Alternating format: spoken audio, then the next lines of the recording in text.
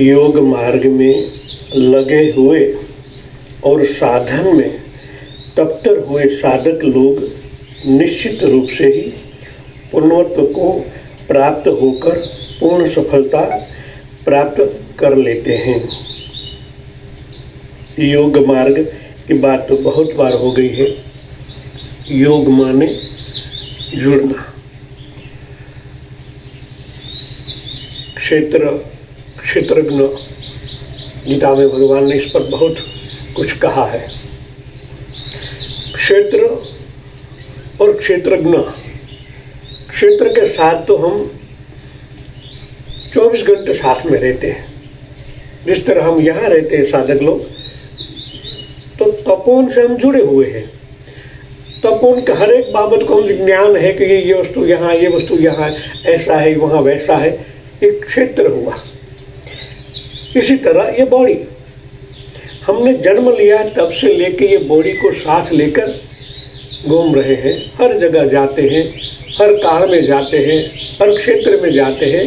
ये बॉडी हमारे साथ है, जो क्षेत्र है।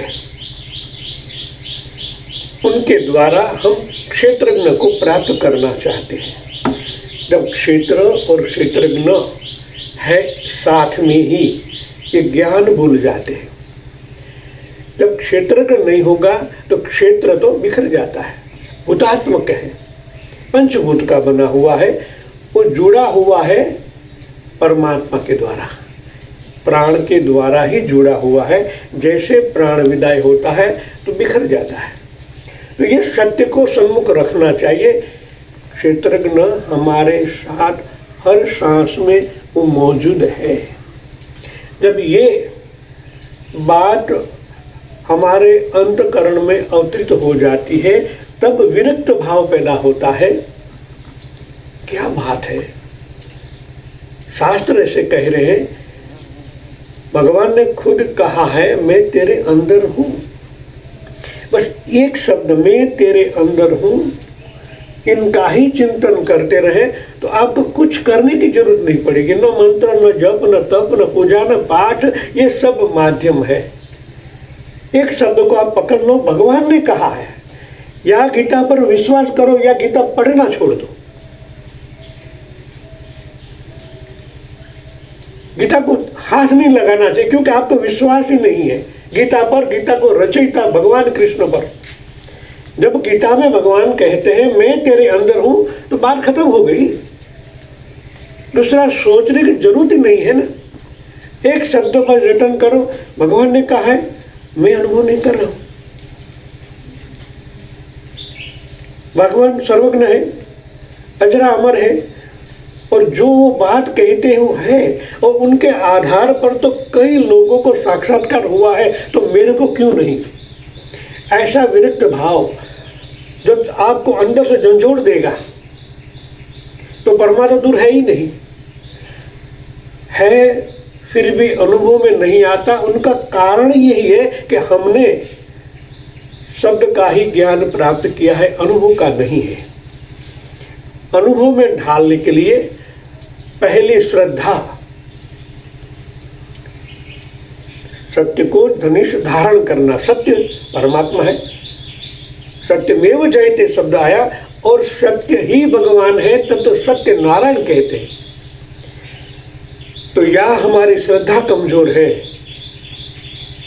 वरना भगवान क्यों न प्रकट हुए?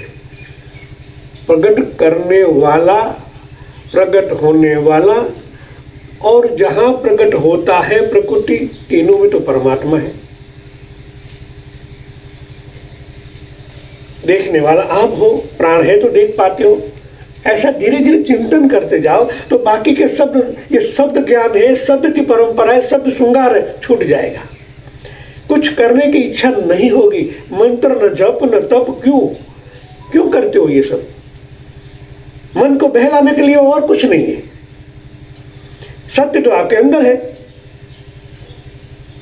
एक मन ने ग्रंथित कर लिया है, मैं ये सब जाप करूंगा, आपके मन की इच्छा के लिए ही कर रहे हो, वरना भगवान तो 100% है, आपके अंदर तो बैठे हैं। इसका एहसास करो ना, वो तो है। इनके आधार पर तो मैं चलता हूँ, इनके आधार पर सुनता हूँ, इनके आधार पर बोल पाता हूँ। इतना चिंतन करने से आप गहरे डीप में चले जाओगे, मगर वो चिंतन करने का समय नहीं होता। आधा घंटा है, आधा घंटे तू पूजा पाठ कर लो फटाफट, दूसरा काम बाहर है।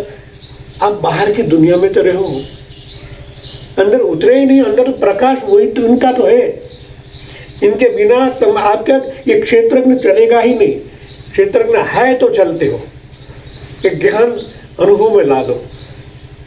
इसलिए वो आधे घंटे की सीढ़ी में लास्ट मैंने कहा ना, अंदर जो है उनका एहसास करो। जैसे उनके साथ जुड़ जाओगे महाशून्यमय हो जाओगे। आप कहाँ हो, कैसे हो, सब छूट जाएगा।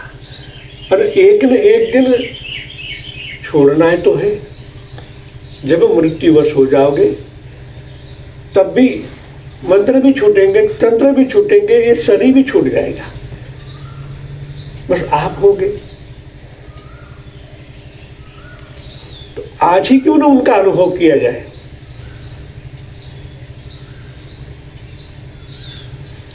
यहां तो 100% गारंटी दिया है कि योग मार्ग में लगे हुए और साधन में तत्पर हुए साधक, साधन और साधक अलग है ना। साधन उनका अर्थ होता है पूजा पाठ। जब तक आप लोग साधन, बाहर गांव जाते हो तो कार है, वो साधन है जाने के लिए। इस तरह योग मार्ग में जाने के लिए ये सब साधन है। जब मंजिल पर पहुंच जाते हो तो इनको छोड़ना पड़ता है। तो यहाँ भी वही कहा गया कि योग मार्ग में लगे हुए साधन में तत्पर हुए साधक लोग जब निश्चित मंजिल पर पहुंचते हैं तभी उनको पूर्णता प्राप्त करने का अधिकार मिलता है, सफलता प्राप्त कर लेते हैं। ये साधन है। साधन की बात भी यहाँ किया गया है। साधना काल में जो साधक जप करने तत्पर रहे, चाहे कि वह अपना इष्ट मंत्र, गुरु प्रदत्त मंत्र का विधि पूर्वक उच्चारण करता रहे। मंत्र का क्या विधि होता है? विधि होता है, क्योंकि आप जो मंत्र करते हो ये ईथर में रिकॉर्ड होता है। अभी हम देखते हैं ये रिकॉर्ड हो रहा है। लाइट चलेगी तो रिकॉर्ड नहीं होगा। बिजली है ना, करंट है, करंट चला गया, लाइट ऑन ऑफ हो गई तो रिकॉर्ड नहीं होगा। तो इसी तरह जब मंत्र उच्चार करते हो तो उनका कनेक्शन अंदर की ओर होना चाहिए। जब आपके प्राण तत्व के साथ जब ये मंत्र का उच्चार होता है तब एक स्पंदनाएं उस आधार से आपको वहां तक पहुंचाती है। साधन है।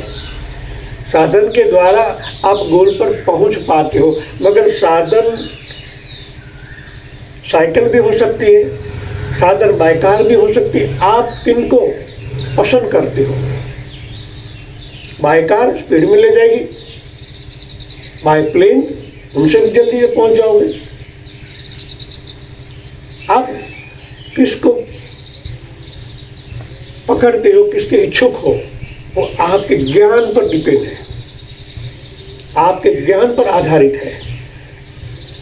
और उनका विधि पूर्वक आगे ले जाने से ही आप तुरंत प्रक्षाल, क्योंकि मंत्र के अंदर भी प्राण है तब उनके तरंग पैदा होते हैं।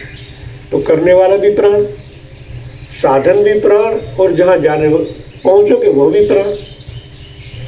मगर साधन की दृष्टि नहीं देखना चाहिए, क्योंकि वो भी आधारित तो है देवों के।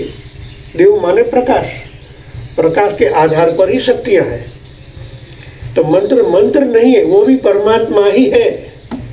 ऐसा भाव जब प्रकट होता है ना तब मंत्रमय हो जाते हो।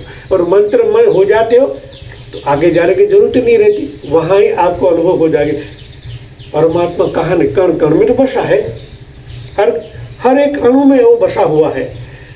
तो किलोमीटर के मंजिल काटने की जरूरत कहाँ है? आपके अंदर ही बसा है। अंदर भी प्राण है, बाहर भी प्राण है। ये मंत्र जोड़ने का काम करता है। इतना समझ लेना जरूरी। जय सच्चिदानंद।